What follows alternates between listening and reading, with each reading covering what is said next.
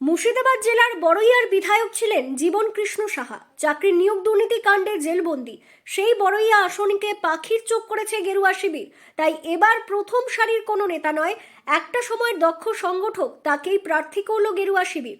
একটা কর্মী দল যে আমাকে মনে রেখেছে, দলের কাছে আমি কৃতজ্ঞ। অনেক অনেক শুভেচ্ছা দলকে। এবং আমি মানুষের পাশে দাঁড়াবো, মানুষকে সাথে নিয়ে চলবো। বড়বাসীর সমস্ত মানুষের দুঃখ কষ্ট আমি বুঝবো।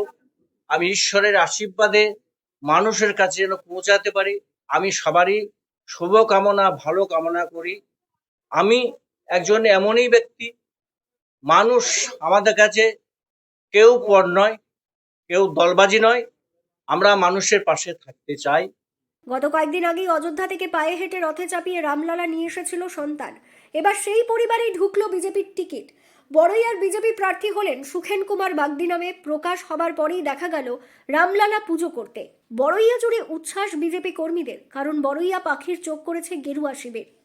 যে জীবন শাহ, উনি জিতে গেলেন সবটাই চুরি করে। তো আজকে মানুষ বুঝতে পারছে জীবন শাহ যে কেলেঙ্কারি, যে তার যে ভাবমূর্তি নষ্ট হয়েছে। সে চাকরি দেবো বলে প্রচুর মানুষ কাছে টাকা পয়সা নিয়েছে, এবং আমরা সত্য করেই যে মানুষকে টুটি টেপে যে টাকা নিয়েছে, টাকা পয়সা নিয়ে চাকরি দেওয়ার নাম করে আজকে উনি কিন্তু জেলে চলে যাচ্ছে। হ্যাঁ, জেলে বাস করছেন।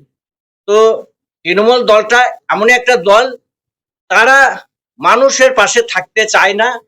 তারা গুন্ডামি করে চুট্টামি করে দলে জিততে চায়। এবং 2021 সালে প্রথমবার কংগ্রেসকে পরাজিত করে বড়ইয়া বিধানসভায় জিতেছিল তৃণমূল।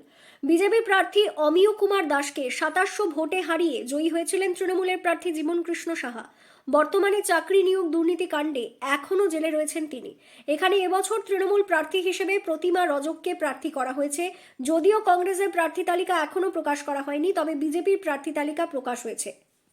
সুখেন বাগদি জানিয়েছেন, দল আমাকে মনে রেখে আবার বড়ইয়াতে বিজেপির প্রার্থী করা হয়েছে। আমি মানুষের কাছে পৌঁছে নরেন্দ্র মোদীর উন্নয়ন তুলে ধরব। বড়ইয়ার বিধায়ক জীবন কৃষ্ণ সাহা চুরি করে জয়ী হয়েছিলেন, তার যে ভাবমূর্তি নষ্ট হয়েছিল তা আজকে প্রমাণ।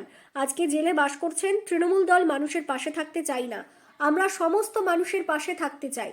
আমি অনেক পুরনো কর্মী হলেও আমাকে মনে রেখে সম্মান দিয়েছে। তৃণমূল তো আমাদের কাছে ধারের কাছে লাগতে পারবে না, কারণ তৃণমূল দুর্নীতিগ্রস্ত করতে করতে গিয়ে আজকে শেষের দিকে তারা পৌঁছে গিয়েছে। তারা দলে হয়তো প্রার্থী দিচ্ছে, তাদের সঙ্গে আমাদের লড়াই হবে না। এবং আশা করছি আমরা বড় বিধানসভায় জিতবো জিতবো জিতবো। মুর্শিদাবাদ থেকে তন্ময় মণ্ডলের রিপোর্ট, লোকাল 18 বাংলা।